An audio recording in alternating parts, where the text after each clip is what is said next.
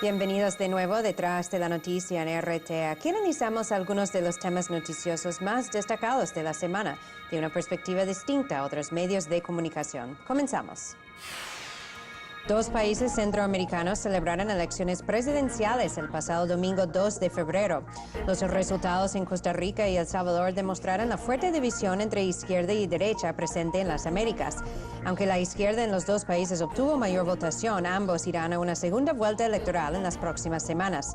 El FMLN en El Salvador promete mejorar la educación, seguridad y empleo en el país, mientras Luis Guillermo Solís del partido PAC proclama la guerra contra la corrupción en Costa Rica. Luego de la exitosa cumbre de la Comunidad de Estados Latinoamericanos y Caribeños, CELAC, que tomó lugar en La Habana, Cuba, varios jefes de Estado denunciaron intentos sistemáticos de Washington de desestabilizar a sus gobiernos y dividir a la región. La CELAC está conformada por los 33 países de la región, con la excepción de Estados Unidos y Canadá. Voceros del Departamento de Estado destacaron su descontento con la CELAC y la acusaron de traicionar a los principios de la democracia. Grandes empresas de Internet como Google, Facebook, Yahoo y Microsoft piensan recuperar sus reputaciones y la confianza de sus clientes a través de un nuevo acuerdo con el Departamento de Justicia de Estados Unidos que les permiten revelar la solicitud de datos de sus usuarios desde la Agencia Nacional de Seguridad. Documentos revelados por el excontratista de la NSA, Edward Snowden, han evidenciado cómo la agencia solicitaba en secreto información privada sobre las acciones de millones de sus usuarios en Internet. En Costa Rica y El Salvador fueron celebradas elecciones presidenciales el pasado domingo 2 de febrero. En ambos casos, la izquierda logró una mayor votación, aunque no fue suficiente para evitar una segunda vuelta electoral. Ahora, en el caso de El Salvador, el candidato del partido FMLN, Salvador Sánchez Serén, logró más de 48% del voto, pero no fueron los 50% necesarios para evitar esa segunda vuelta electoral, que ahora está previsto para el próximo 9 de marzo. Y así el pueblo de El Salvador decidirá si quiere mantener al FMLN en el poder. Y Sánchez Serén se ha prometido enfocar más en las necesidades del pueblo y de ir a fondo con los temas de la educación, el empleo y también la seguridad. El Salvador sufre de una de las tasas de homicidios más altas del planeta y a un nivel de crimen violento también muy peligroso. En el caso de Costa Rica, pues la izquierda, el candidato de centro izquierda, Luis Guillermo Solís del Partido Acción Ciudadana, logró más de 30% del voto por encima del candidato oficialista, Johnny Araya. Y en Costa Rica, uno de los temas principales en estas elecciones es el tema de la corrupción gubernamental. Ahora, próximas elecciones, segunda vuelta previsto ya para abril en Costa Rica. Les invito a ver más sobre este tema a continuación.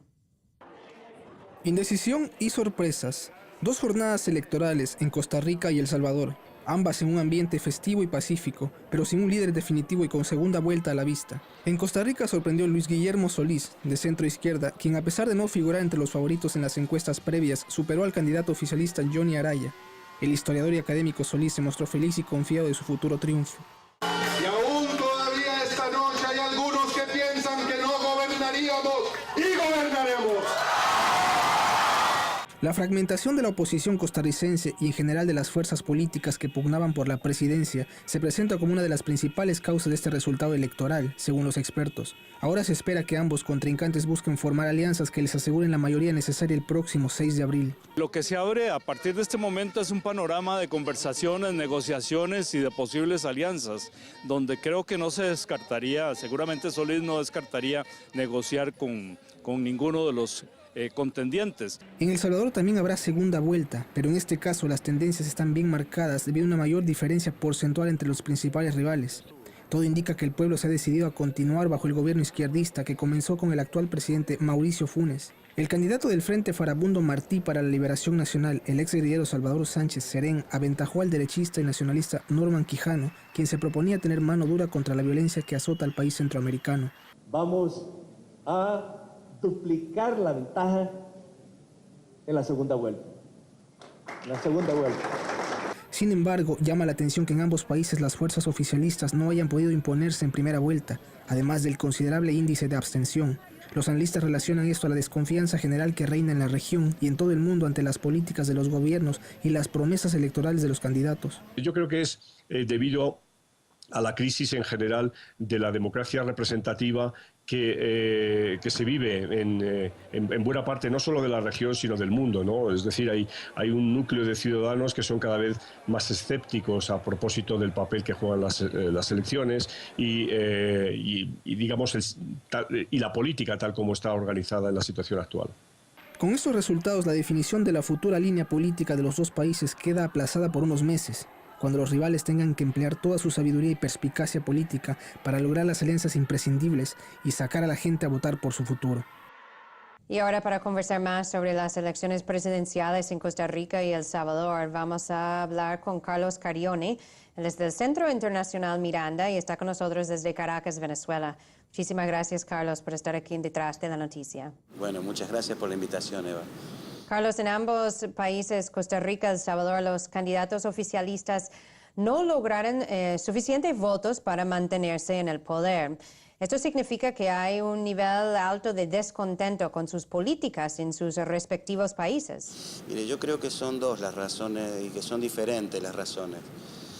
En primer lugar, me parece que en Costa Rica lo que hay es un cansancio justamente por la no aplicación de las políticas o por la no resolución de los problemas de la gente, un cansancio con el partido de gobierno que se expresó en la importante votación de la centroizquierda y de sectores de la izquierda, que son muchos años del mismo partido de gobierno y expresan ese cansancio.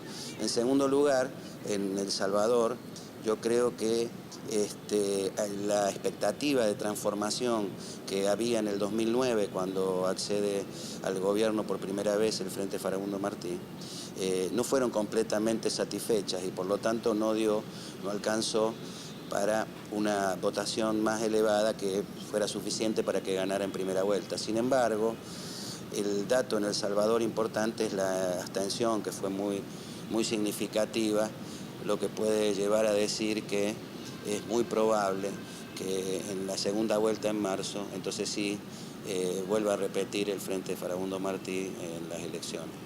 También en el caso de El Salvador, Carlos, que es un país muy dependiente de Estados Unidos, sufre de altas tasas de homicidio, crimen violento, narcotráfico y, bueno, esa dependencia de las remesas enviadas también desde Estados Unidos de los salvadoreños que viven en Estados Unidos. Pues si gana el FMLN de nuevo las elecciones, ¿crees que podría significar ya una transformación, un cambio político más a fondo en ese país, en donde se podría acercar más hacia América Latina y menos hacia Estados Unidos? Yo creo que la votación hacia el FMLN expresa eso, la necesidad del pueblo de que se avance en esos cambios más profundos. Tendría la base social como para hacerlo, el apoyo de la población como para hacerlo. Y yo creo que la expectativa de los pueblos de América Latina también, como para que pueda avanzar en esas transformaciones. Veremos las contradicciones a las que se enfrenten, pero en realidad las condiciones las tiene dadas porque justamente se consolida como la principal fuerza política y su votación le está mostrando que hay ese entusiasmo y esa voluntad de cambio que sigue vigente. Ahora una última pregunta, Carlos, y es sobre las elecciones en Costa Rica. Pues no se sabe cómo se va a terminar en la segunda vuelta, ya que depende todo de las alianzas que los candidatos de derecha y también de izquierda, centro-izquierda, pues van a poder construir en las próximas semanas.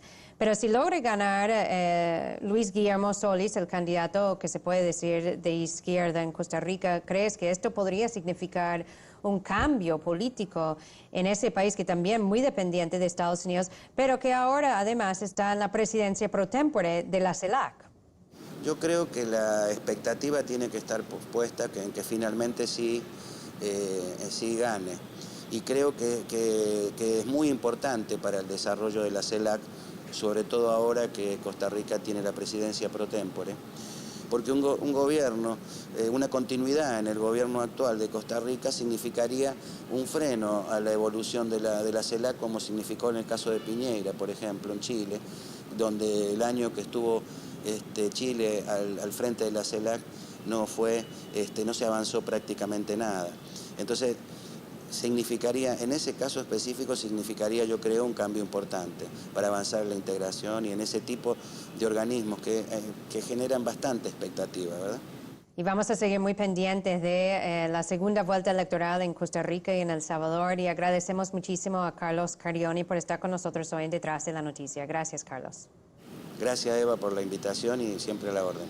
Y si ambos candidatos de la izquierda en El Salvador, tanto como en Costa Rica, logran ganar las elecciones durante la segunda vuelta electoral en sus respectivos países, pues sería una gran victoria también para la izquierda latinoamericana, ya que aunque mantienen una dependencia muy fuerte con Estados Unidos en El Salvador y en Costa Rica, pues el hecho de que el FMLN está consolidándose como una principal fuerza política en El Salvador, y en el caso de Costa Rica, que estén frente a la presidencia pro tempore de la CELAC, les dé la oportunidad de acercarse más hacia América Latina y menos hacia el norte.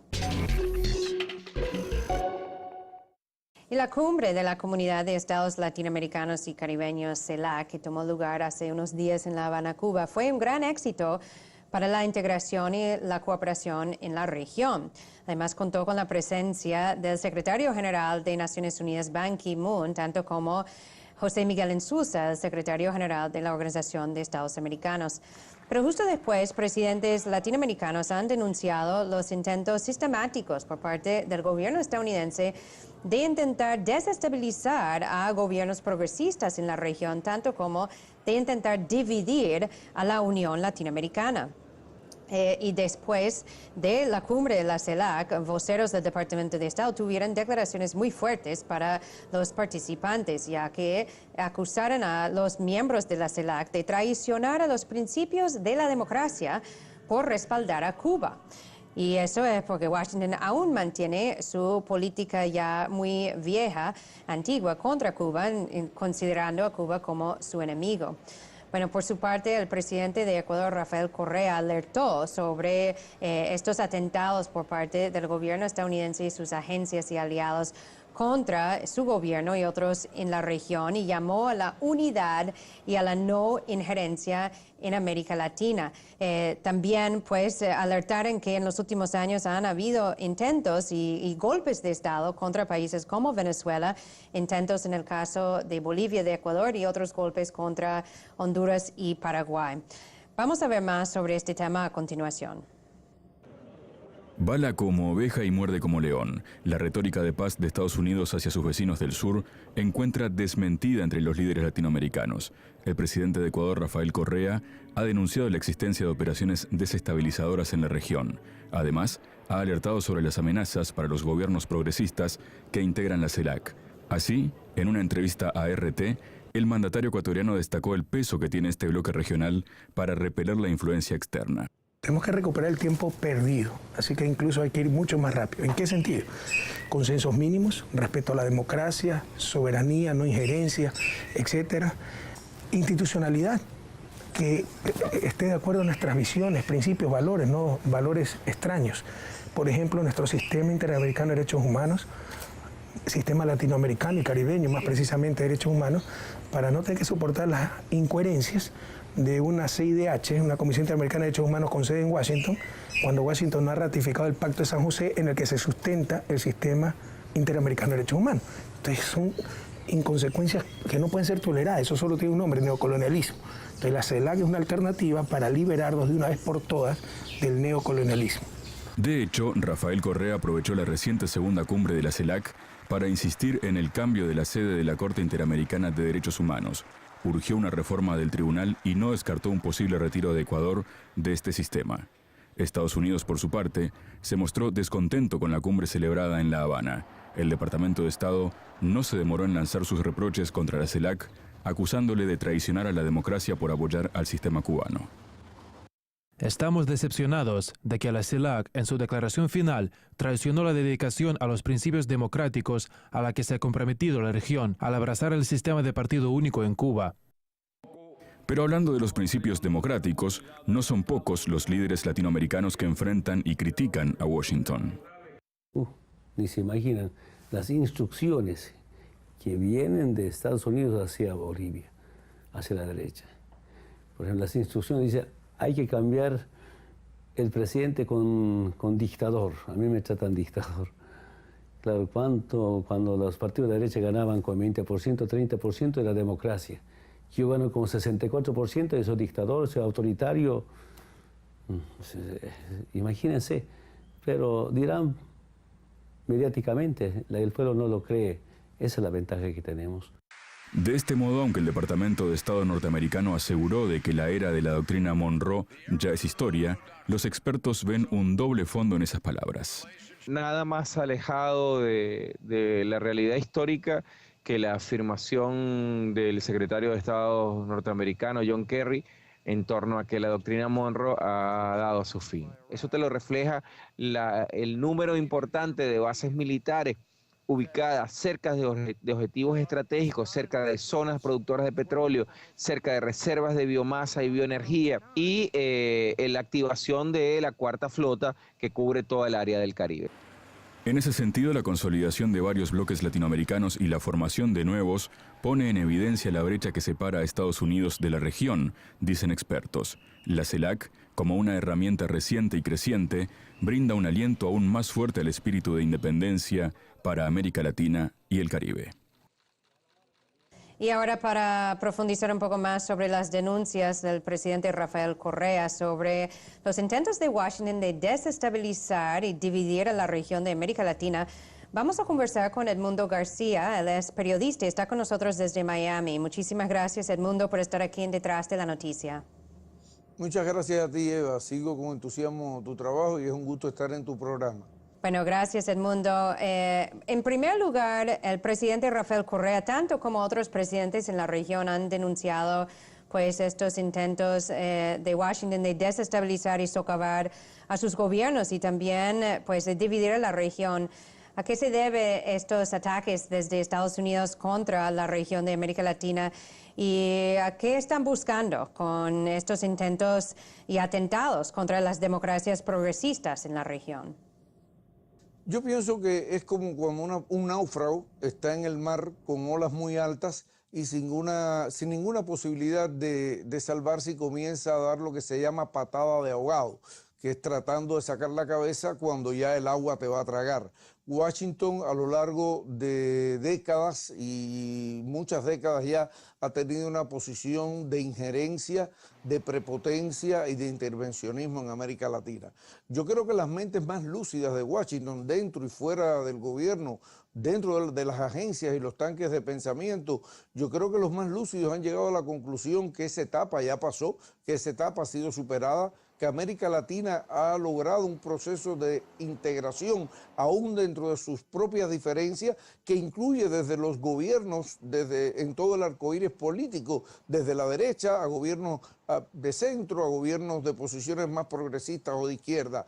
Y creo que realmente es un acto de prepotencia hacia Cuba. O sea, Estados Unidos lleva más de 55 años tratando de implosionar un gobierno y una revolución que les queda solamente a 90 millas y han fracasado en todos sus intentos. Desde las invasiones, los intentos de asesinato, los cercos comerciales, los bloqueos económicos y políticos, y se ha impuesto esa pequeña isla con ese extraordinario líder que es Fidel Castro, y actualmente el gobierno del presidente Raúl Castro se ha impuesto por encima de las actitudes prepotentes, crueles, injerencistas y en el fondo anexionistas de Washington. Y hoy en día América Latina ha revivido. Y ejemplos sobran. Creo que el último más reciente es que el presidente de Panamá, que no fue a la cumbre de la CELAC por recomendaciones de Washington y de su canciller, acaba de despedir a su canciller y pedir disculpas por no haber estado en este importante evento.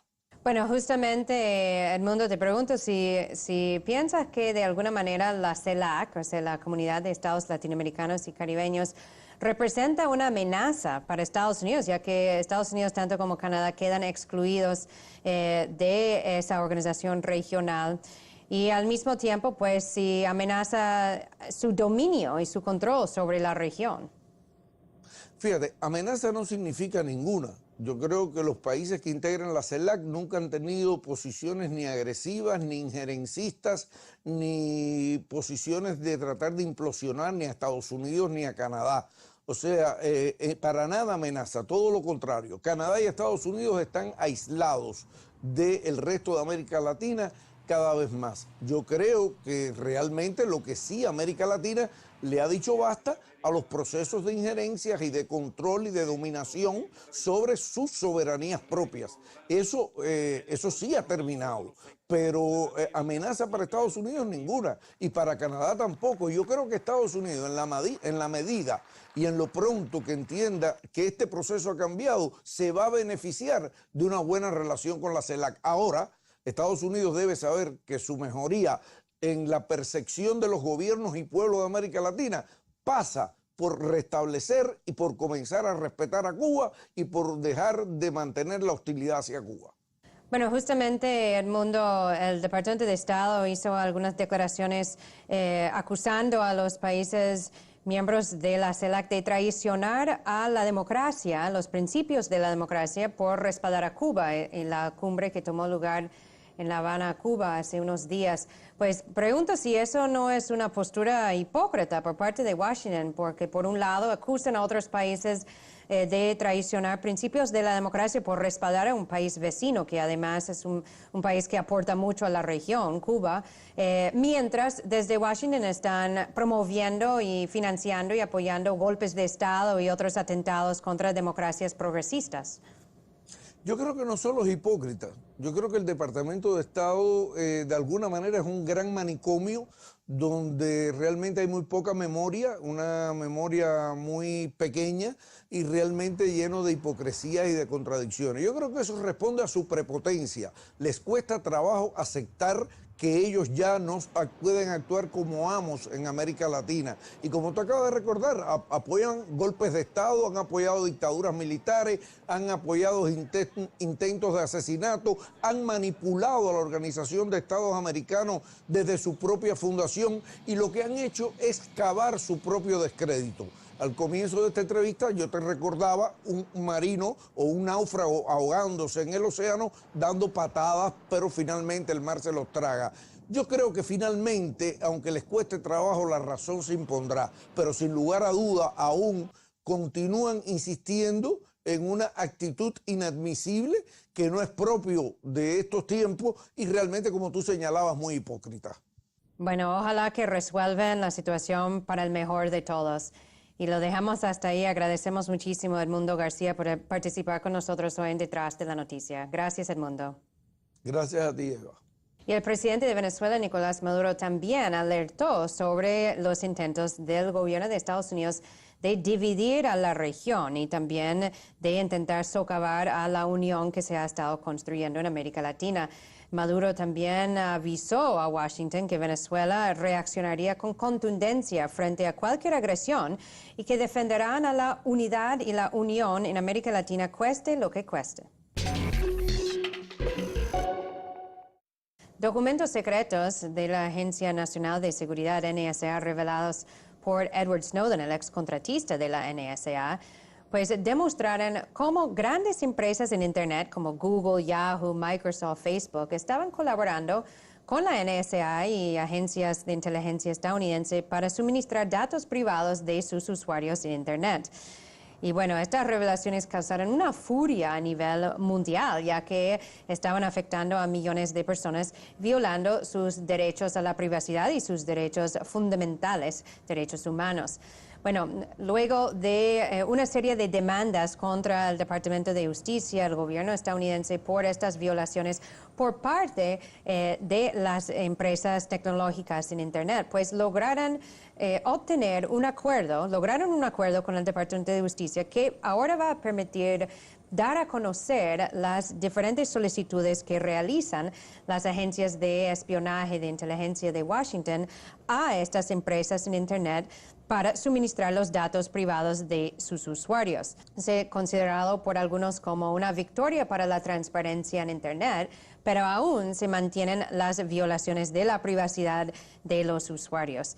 Ahora vamos a escuchar un comentario sobre este tema.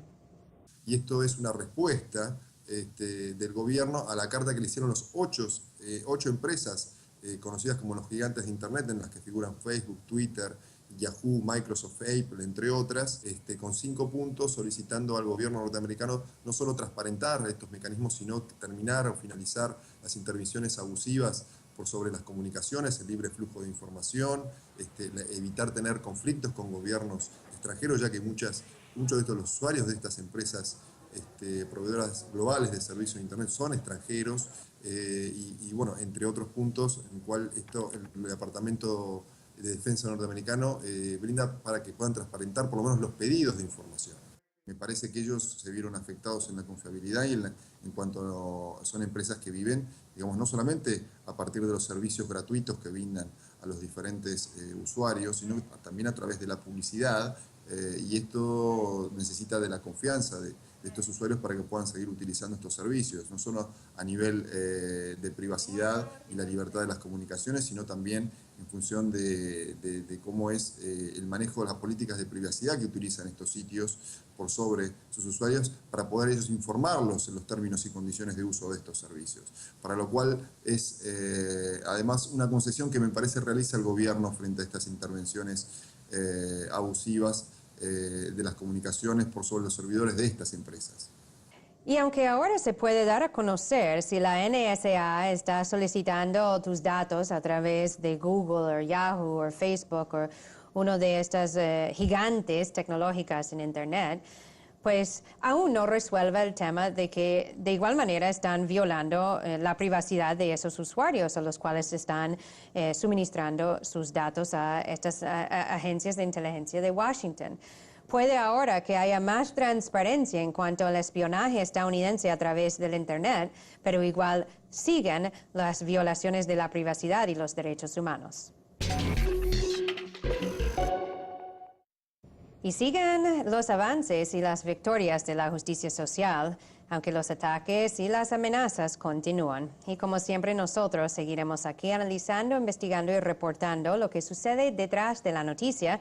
Mientras tanto me pueden seguir vía Twitter @EvaGollinger y a través de mi blog en actualidad.rt.com. Muchísimas gracias por estar con nosotros y hasta la próxima.